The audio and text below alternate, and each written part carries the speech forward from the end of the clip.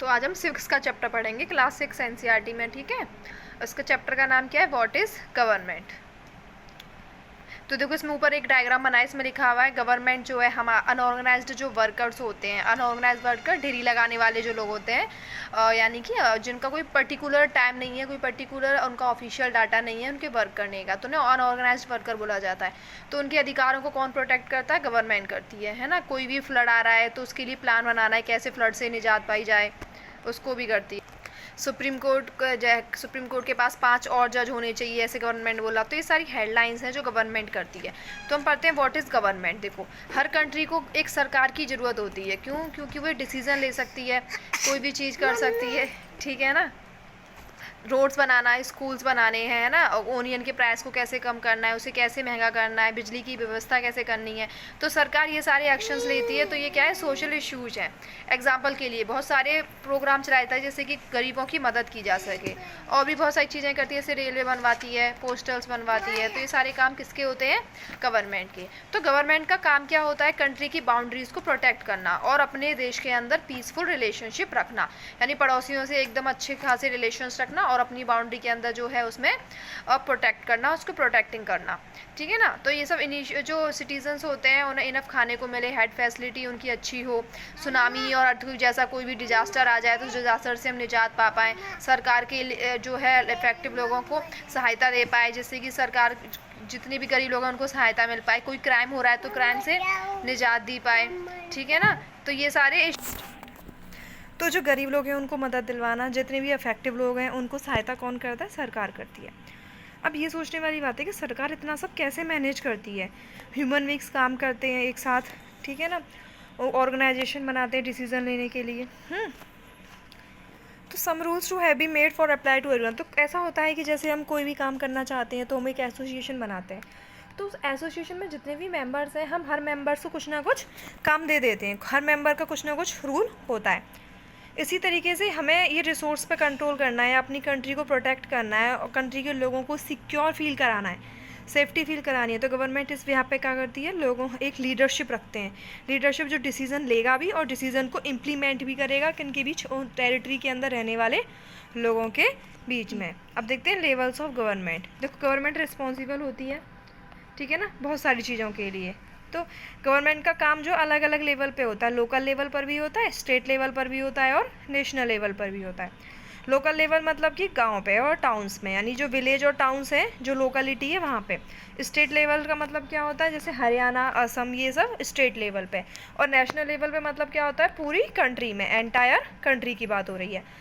ठीक है। तो जब हम जाते हैं नेक्स्ट फ्यू क्लासेस में देखेंगे तो गवर्नमेंट फंक्शन कैसे करती है सेंटर और स्टेट लेवल पर। ये देखो इंडिया का मैप है, ऊपर लद्दाख, श्रीनगर, फिर नीचे हिमाचल प्रदेश, उसके नीचे उत्तराखंड, इधर की साइड में हिमाचल प्रदेश के बगल में पंजाब, पंजाब के नीचे हरियाणा। हरियाणा एक लैंड लॉक कंट्री, इसी बाउंड्री कहीं पर भी ना तो किसी इंटरनेशनल कंट्री से मिलती है ना ही किसी सी से मिलती है। फिर यूपी, बिहार, इधर नॉर्थ ईस्ट में असम, ऊपर अरुणाचल प्रदेश, नागालैंड, फिर मणिपुर, मिज़ोरम, त्रिपुरा, वेस्ट बंगाल, झारखंड, छत्तीसगढ़, मध्य प्रदेश, गुजरात, महाराष्ट्र, तेलंगाना, आंध्र प्रदेश, कर्नाटक, छत्तीसगढ़, उड़ीसा, तमिलनाडु, केरला, नीचे ये लगा है क्या है?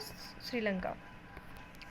ये एक मैप बना हुआ है हमारी, जो एक पर्टिकुलर डिस्ट्रिक्ट्स वगैरह को दिखा रहा है, इसमें काफ़ी गहराई से दिखाया गया है, डिस्ट्रिक्ट्स वगैरह को दिखाया गया है। अब laws of the laws and the government. Government क्या करती है? लॉज बनाती है, जो उसकी कंट्री यानी हमारे टेरिटरी है जिस पर सरकार का अधिकार है, उस पूरी कंट्री में लागू होने वाले कानून को बनाती है। गवर्नमेंट काम भी करती है, गवर्नमेंट के पास पावर होती है कि वो डिसीज़न ले ले, उसके पास पावर होती है कि अपने डिसीज़न को इन्फोर्स करवाए, है ना। और साथ ही साथ सारे पर्सन जो होते हैं वो मोटरसाइकिल चलाते हैं उनको लाइसेंस देना, हर पर्सन को पकड़ना जो बिना ड्राइविंग लाइसेंस के चला रहा है उसको जेल करना, उसे फ़ाइन दिलवाना, ये सारे काम भी किसके होते हैं? गवर्नमेंट के होते हैं। ठीक है। और ये क्या करता है? गवर्नमेंट्स के जो लोग होते हैं, इसके अलावा गवर्नमेंट के पास पावर होती है कि वो इलेक्शन करवाए, जिससे कि हर पर्सन को इलेक्शन में क्या करने का अधिकार मिले?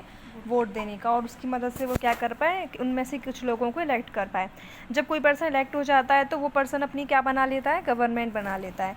डेमोक्रेसी में क्या होता है कि जो गवर्नमेंट है उसे उसके एक्शन को एक्सप्लेन किया जाता है, और वो जो भी काम करती है उस काम के प्रति क्या होती है? वो रिस्पॉन्सिबल होती है। किसके सामने? लोगों के सामने रिस्पॉन्सिबल होती है कि अगर सरकार ने कोई भी काम किया तो क्यों किया है, उसका पैसा कितना लगा, कहाँ लगा, हर चीज़ के प्रति वो जिम्मेदार होती है लोगों के सामने। डेमोक्रेसी के अलावा दूसरी फॉर्म ऑफ गवर्नमेंट होती है मोनार्की। मोनार्की मतलब होता है किसका शासन, राजा का या फिर रानी का। इसमें जो सरकार का जो सारा काम है, डिसीजन वगैरह कौन लेता है, राजा रानी लेता है। मोनार्क मतलब एक छोटा सा ग्रुप जो लोग आपस में डिस्कस करते हैं और अपनी डिसीजन मेकिंग से ही पूरे गवर्नमेंट को चलाते हैं। डेमोक्रेसी के अलावा उसमें राजा और रानी के पास कोई भी मतलब ऐसा नहीं होता कि उन्हें सरकार को क्या करना है, लोगों को जवाब देना है। राजा रानी लोगों को जवाब नहीं देते, लेकिन डेमोक्रेसी में इलेक्टेड पीपल्स को देना पड़ता है, ठीक है। इसके अलावा जो गवर्नमेंट एक्शन लेती है, वो स्टेप्स लेती है, इससे पीपल जो है उनको फील होता है कि उनका भी लॉ अगर कोई फॉलो नहीं किया जा रहा है तो सरकार क्या करती है, एक्शन लेती है। अगर लोगों को फील होता है कि उनके मतलब अगर कोई वो उनको नौकरियों में नहीं लगाया जा रहा रिलीजन और कास्ट की वजह से, तो वो कोर्ट में जाके क्लेम भी कर सकते हैं कि ये लॉ फॉलो नहीं किया जा रहा है और ये लोग हमें नौकरी में नहीं लगा रहे क्योंकि हमारा धर्म अलग है और हमारी जाति अलग है। सरकार के टाइप्स देखो, सरकार डिपेंड करती है गवर्नमेंट में, एक तो डेमोक्रेसी, इसके बारे में हमने अभी भी पढ़ा था, ठीक है। अब आगे देखते हैं, आगे देखो डेमोक्रेटिक गवर्नमेंट। इंडिया क्या है, एक डेमोक्रेसी है, लोकतंत्र है ना। इंडिया को काफ़ी ज़्यादा स्ट्रगल करने के बाद में ये अचीवमेंट मिला कि भारत एक लोकतंत्र बना। वर्ल्ड की दूसरी जगहों पे हम देखते हैं लोगों को बहुत स्ट्रगल करना पड़ा डेमोक्रेसी के लिए। हम जाते हैं, डेमोक्रेसी का सबसे बड़ा फीचर होता है कि यहाँ पे लोगों को अपनी मर्जी से अपना लीडर इलेक्ट करने का राइट होता है। डेमोक्रेसी के अंदर क्या होता है, लोग अपने रूलर को जिस पे वो रूल करवाना चाहते हैं उसे चुनते हैं और लोग जो होते हैं और रूल्स के अंदर पार्टिसिपेट करते हैं, यानी कि जो सरकार उन पर सत्ता कर रही है उसमें उनका भी रोल होता है। डेमोक्रेटिक गवर्नमेंट जो होती है उसके अंदर रिप्रेजेंटेटिव डेमोक्रेसी होती है, यानी रिप्रेजेंटेटिव डेमोक्रेसी मतलब कि पीपल जो है डायरेक्टली पार्टिसिपेट नहीं करते, वो अपने द्वारा कुछ लोगों को चुनते हैं, फिर उन लोगों को अधिकार देते हैं कि वो उसकी सरकार बनाएं और देश को चलाएं, ठीक है। जैसे कि वर्ल्ड में गवर्नमेंट ने कुछ पावर शेयर करी, जैसे यूरोप और यूएसए हैं और औरतें पुअर हैं, उन सब ने आपस में लड़ाई करी कि उनको भी गवर्नमेंट में पार्टिसिपेट करने का अधिकार मिलना चाहिए। तो ये सबसे पहले यूएसए में हुआ जब उन यूएसए की लेडीज़ को क्या मिला, वोट डालने का अधिकार मिला, जिस दिन हम नेशनल वुमेंस डे भी बनाते हैं, ठीक है ना। ये फर्स्ट वर्ल्ड वार के टाइम पे हुआ था, वुमेन्स ने स्ट्रगल किया था, इसको बोला वुमेन सफरेज मूवमेंट, यानी वुमेन्स ने स्ट्रगल करा राइट टू वोट के लिए। बाहर के समय बहुत सारे मेंस जो थे उनकी वो फाइटिंग में चले गए थे, वुमेन्स जो थी उन्हें काम करने के लिए बाहर आना पड़ा। बहुत सारी वुमेन्स थी जिन्होंने अपना ऑर्गेनाइजिंग बहुत सारे प्रकार के काम किए, तो उन्होंने सोचा कि अब उन्होंने स्टीरियोटाइप ऑफ वुमेन्स को ख़त्म करना है और वो कैपेबल हो गई हैं काम करने के, तो उन्हें भी एकदम इक्वल डिसीजन लेने का अधिकार और इक्वल राइट्स होने चाहिए।